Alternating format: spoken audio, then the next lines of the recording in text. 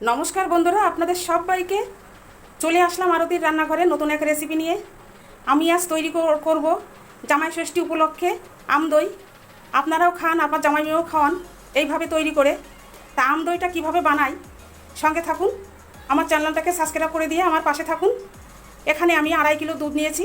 দুধটা আমি জালে বসিয়ে দিয়েছি, একভাবে জাল হচ্ছে, তার সঙ্গে থাকুন। আমি এখানে 200 গ্রাম টক দই নিয়েছি, জলটা আমি ঝরিয়ে নেব। এখানে 2টো আম নিয়েছি। এখানে আমি 100 গ্রাম গুঁড়ো দুধ নিয়েছি। দুধটা জ্বালাতে জ্বালাতে আমার 2.5 কিলো দুধ আমার 1.5 কিলো হয়ে এসছে। এইবারে আমি আমুল দুধটা গুলে নিয়েছি। আমুল দুধটা কিন্তু আমি দুধ দিয়েই গুলে নিয়েছি। এখান থেকে দুধ তুলে নিয়ে আমি দুধ দিয়েই কিন্তু আমুল দুধটা গুলে নিয়েছি, দিয়ে দিলাম।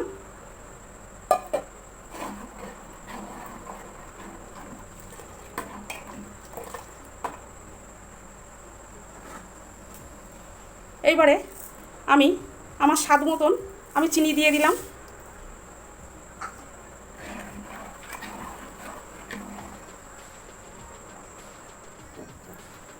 আমটা আমি মিক্সিতে ব্লেন্ড করে নিলাম। নিয়ে আমি আমার এই কাঠটা আমি জ্বালিয়ে নেব। আমটা কিন্তু জ্বালিয়ে নিতে হবে এইভাবে, কাঁচা আম দিয়ে কিন্তু হবে না, তাহলে কিন্তু দইটা ভালো হবে না।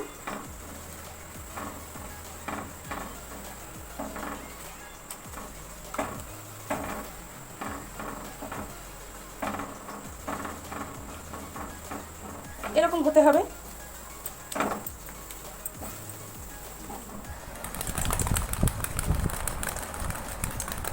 দইটা কিন্তু আমি ভালোভাবে ফাটিয়ে নেব।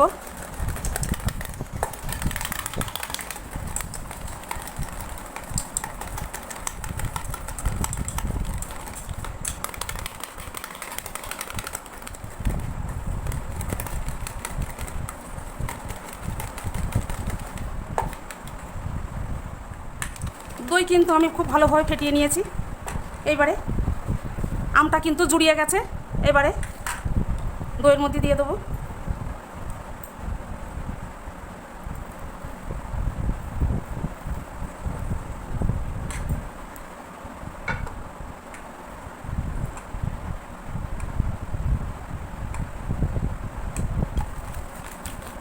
এইবারে দই দিয়ে আম দিয়ে আমি ভালো করে ফেটিয়ে নেব।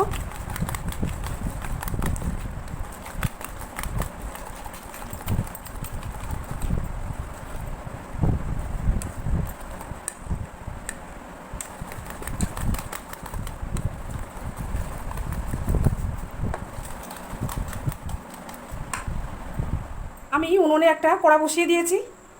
কড়া বসিয়ে দিয়ে আমি কড়াটা ভালো করে গরম করে নিয়েছি।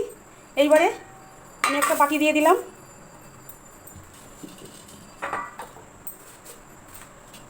এইবারে আমি যে পাত্রে দই পাতবো সেই মালসাটা দিয়ে দিলাম।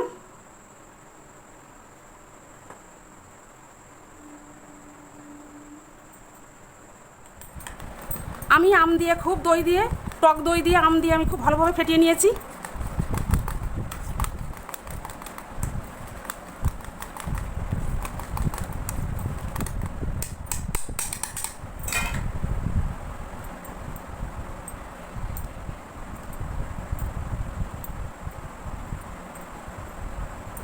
এইবারে এই দুধের মধ্যে একভাবে আঙুল দিয়ে রাখতে হবে। আঙুলটা যখন সহ্য হবে তখন এই টক দই আর আম ফেটিয়ে দিয়েছি এটা দিয়ে দেবো।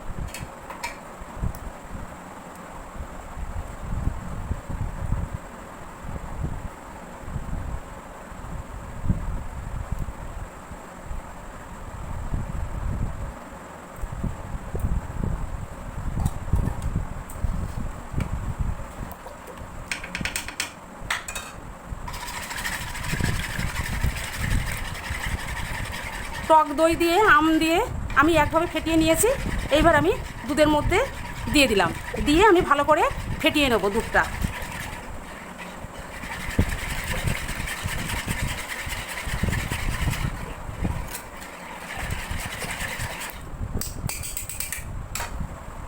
এইবারে আমি মালসার মধ্যে আমি দইটা দিয়ে দিলাম।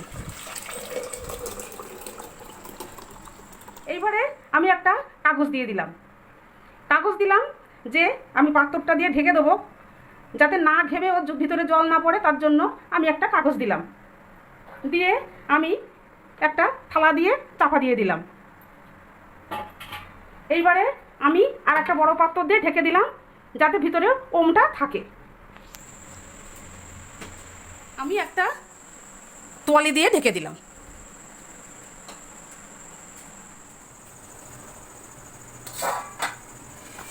খুলে দিলাম। আমি রাত 10টার সময় দইটা আমি পেতেছিলাম। সারা রাত আমার এই একভাবে ঢাকা ছিল। পরের দিন আমি 9টার সময় দেখি আমার দইটা এরকম জমাট বেঁধে গেছে। দেখুন,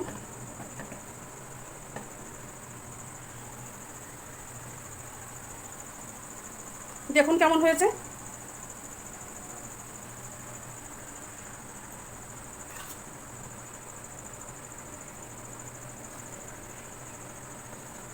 দেখুন কেমন হয়েছে দইটা, খুব সুন্দর হয়েছে।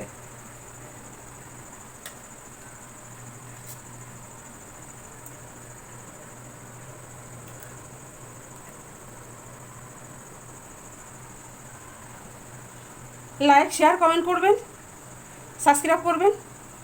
একটা সাবস্ক্রাইব, একটা লাইক দিয়ে আমাকে আমার পাশে থাকবেন। আসছি নতুন কোনো রেসিপি নিয়ে, দেখতে থাকুন।